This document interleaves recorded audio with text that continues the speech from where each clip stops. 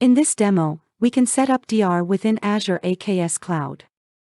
We will first perform migration of a Blogger application WordPress from our source Azure AKS cluster, which is in East US 2 region, to our target DR backup Azure AKS cluster, which is in South Central US region. We will set up the DR policies in Swift to set up DR within Azure AKS Cloud. So, this is our Swift machine, which is in Azure. The location is South Central US, which is same as our target or DR cluster. What we recommend for DR is that you set up Swift in the DR region itself so that in case of any disaster, we do not lose Swift, because Swift is where we will have the backup. So you might want to restore from the backup. Here in the disk section, we can see that we have added one disk data, disk 1 of 16 gigabytes. This is where the backup will be stored. Let's go back to the overview. So once the Swift instance is launched and it is ready to be used, it will be assigned a public IP address. Using this we can access the Swift UI, so it is public IP address followed by /swift/dashboard is where we can access the Swift UI. Also, in order to access the UI, we need to create a password for the admin user. Once that is done using the admin user and the password, we can log into Swift. Now, let's log into Swift.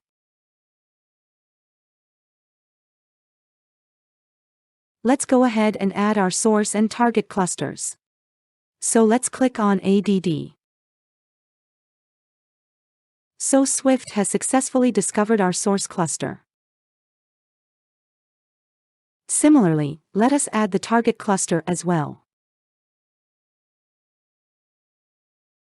Let's click on ADD.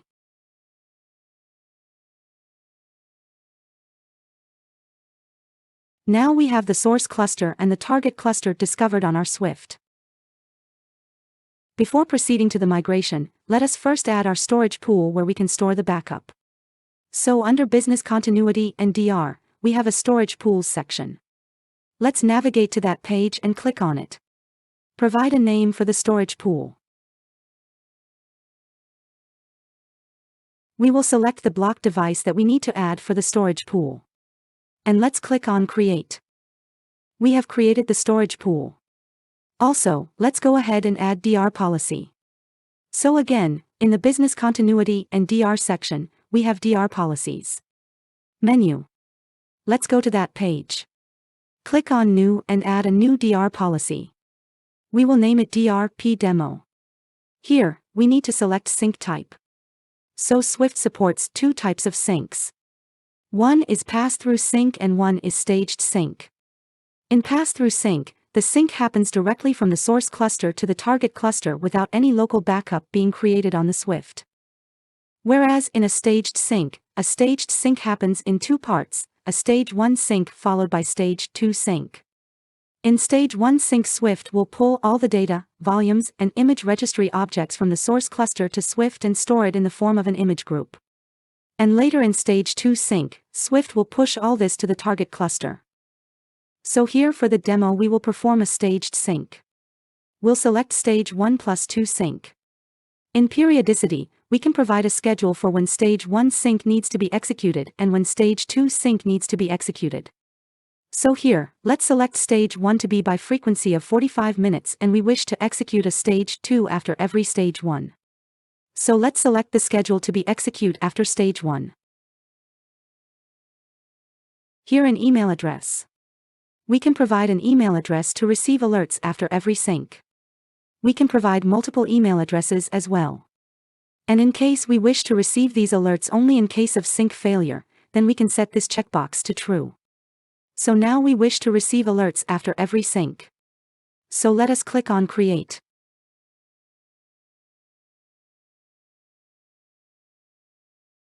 Here we have our DR policy added. Now we are ready to perform a staged sync. Now let's go ahead to All Replications page under Sync Administration. We click on New. First we will perform a stage 1 sync, which will create a backup on the Swift from the source cluster. So it will be a sync from source cluster to Swift. Let us select the source cluster that we wish to select, the namespace which we want to sync. For applications, we can either select all or selective applications. Selective will allow us to sync only the selected applications.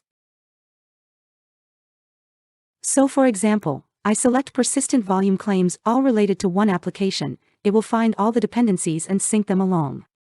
So now we have only one application deployed in our WordPress. So let's select all applications. Let's provide a name for the image group.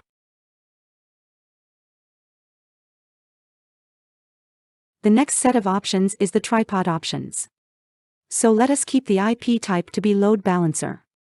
Also, we need to provide ports for the tripod, a control port and a data port. We can provide an option to auto-select the ports if we have this range of ports whitelist in our cloud firewall. Else we will need to provide specific ports and Swift will go ahead and open these ports in the cloud.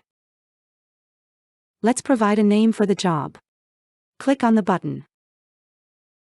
So this will start a stage 1 sync. Here we can see that the stage 1 sync job has been started.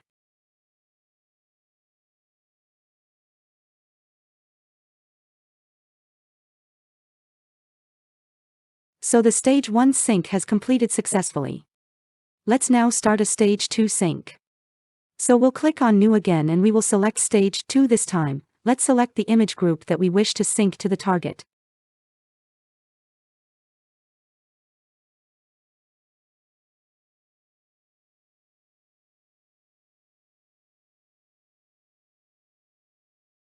Let's select all applications, and we need to select the target cluster, the namespace to which we need to sync the application.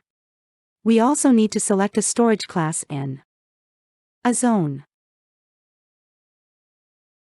And similarly, we also need to provide the tripod options.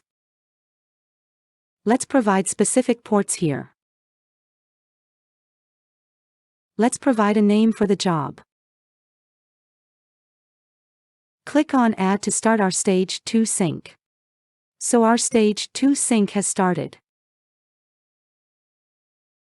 Let's wait for the stage 2 sync to complete. Our stage 2 sync is also completed. Now we can set up a DR by applying these stage 1 and stage 2 jobs to the DR policy. Before that, let's check whether our application was correctly replicated on the target cluster. So let's check our target cluster's dashboard.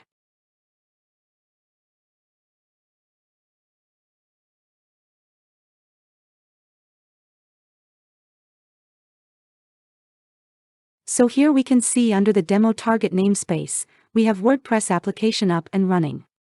Let's go to services and try to access the WordPress service. This is the page that we had created on the source side and it is correctly replicated to the target side. So our migration was successful. Now let's go to the source cluster as well and check if WordPress is up and running and it has no impact.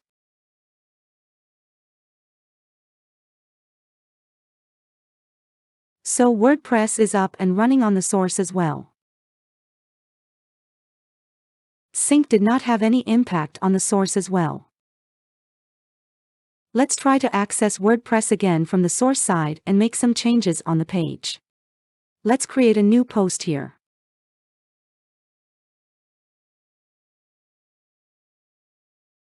Now we can see that we have added one more post here.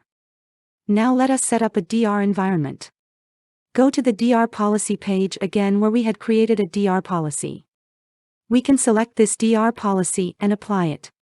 We can select existing replications that we already performed, stage 1 and stage 2.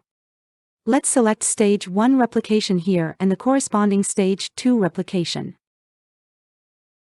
Select a source for the fallback as well, which we will perform later, and a zone as well for the fallback operation. Let's click on Apply.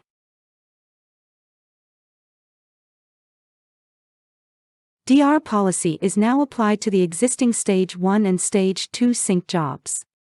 Now let's see if our stage 1 sync has started. Here we can see that the DR policy triggered a stage 1 sync. Let's wait for this stage 1 sync to complete again. Here, stage 1 sync is now completed. And once it's done, the DR policy immediately triggered a stage 2 sync, which is now in progress. Let's wait for the stage 2 sync to complete as well. The stage 2 sync which was triggered by the DR policy is also now complete.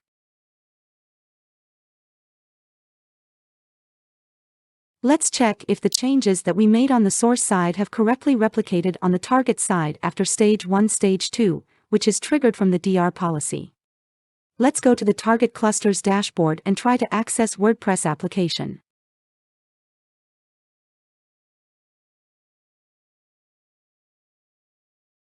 We will try to access WordPress on the target cluster.